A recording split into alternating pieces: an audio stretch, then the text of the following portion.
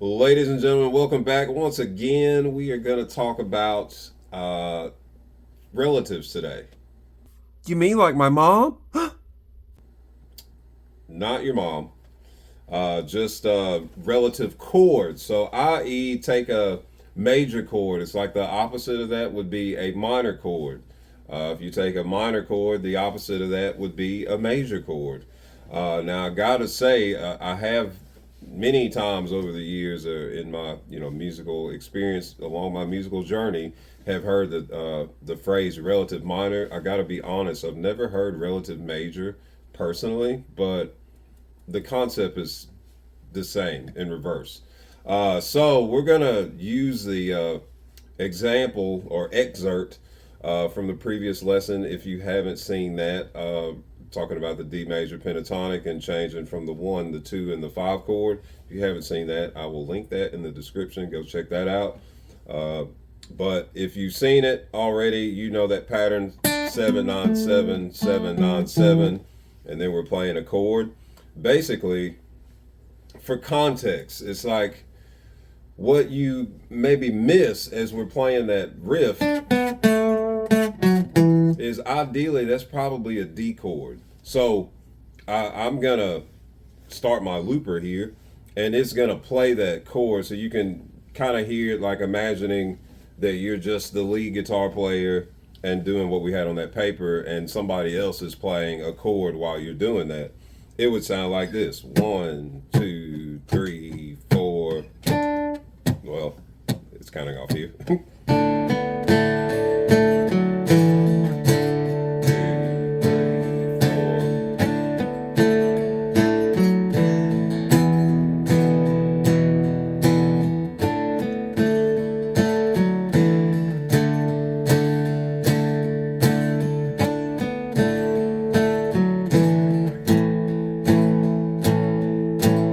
Like so.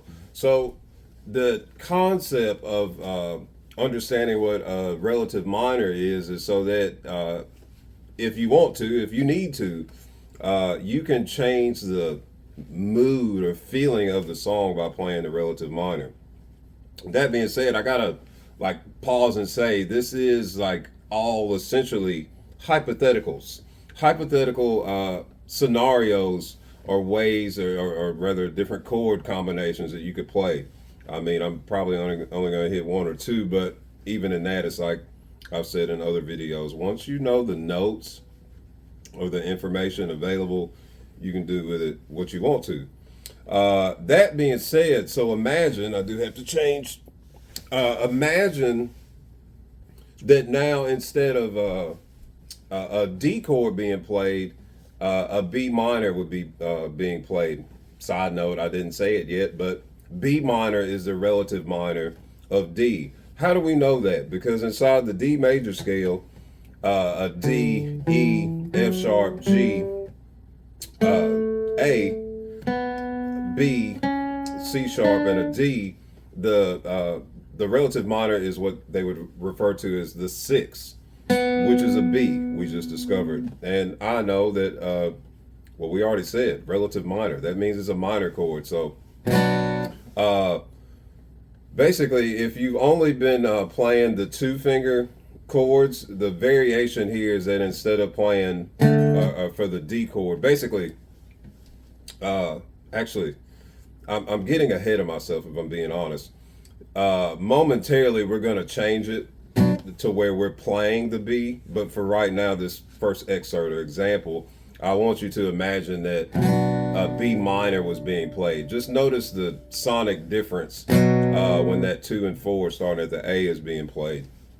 Here we go. Here, same exact thing. We're still going to the D, the E, back to the D and the A after the lick. It's just that the B minor is first. Here we go. Let me not kind of count it off as doing it here. 2 3 4.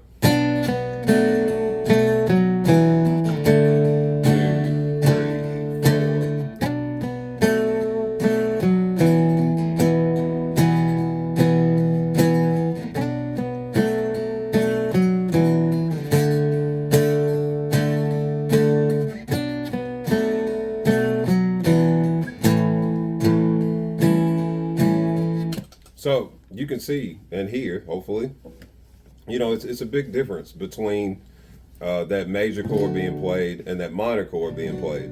So now, vice versa. I mean, like I said, that is in the context of you. I didn't say this, but it would be in the context of, i.e., you have a looper and you can record the chords, or in the context of you're playing with somebody else.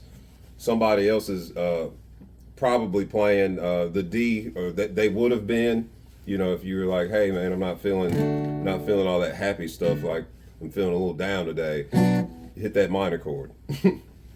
That would be it. So now in context, kind of flip flopping that. Let's just pretend that the D chord. I didn't think to record this in my looper. Pretend that the D chord is back where it was, like it's the first chord again, and we'll change the previous how we were playing D E D A. Now we'll play B E B A in context. So uno momento. I'm going to put that in the loop, and I'll be right back. Okay, I'm back. I got it all done, and I actually have a little bonus one as well. So continuing, I didn't get into the specifics, but the B minor reminder of the B is just the 2 of the A and then the 4 of the D. And you could also play the A on the 0 and 2 there just as well. You could use that same 5 and 7 that we did before, starting on the E. So now just getting right to it. Now it's leading with that D chord, but we're changing to the B instead of the D. Here we go again. 1, 2, 3, 4.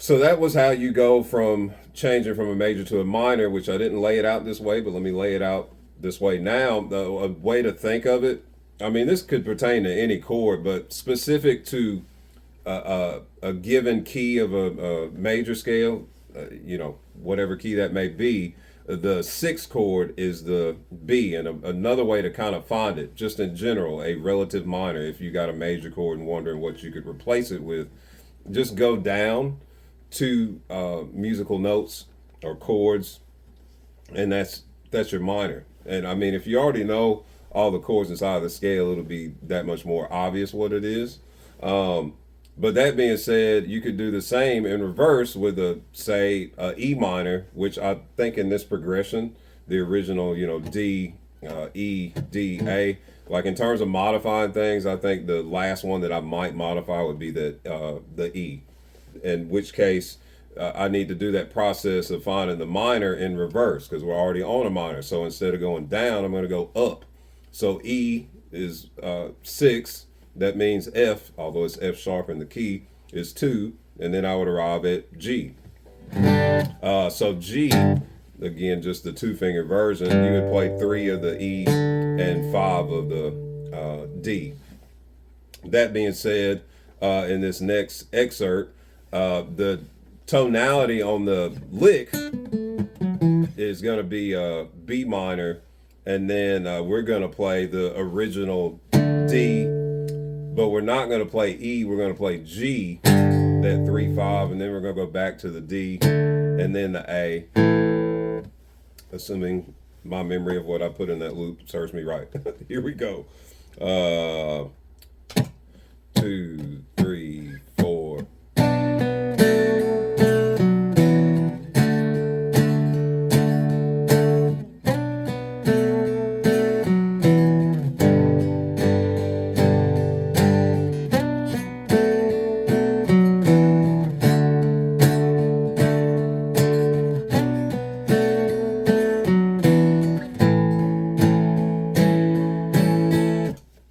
Just like so.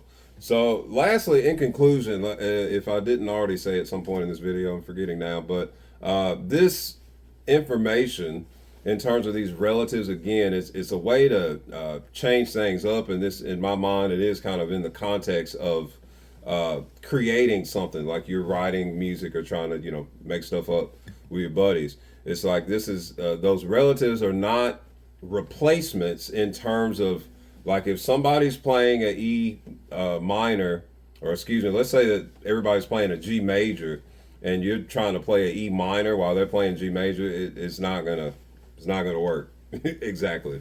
Even though they are relative, it's not gonna work. So that's not what I'm saying. It is purely just kind of giving the music your flavor.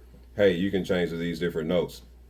And for that matter, if you didn't know some notes in D before, now you've got a few of them. It's not all of them, but actually check my page. There's a video somewhere recent regarding all the chords in D major, two notes, bar chords, and open chords.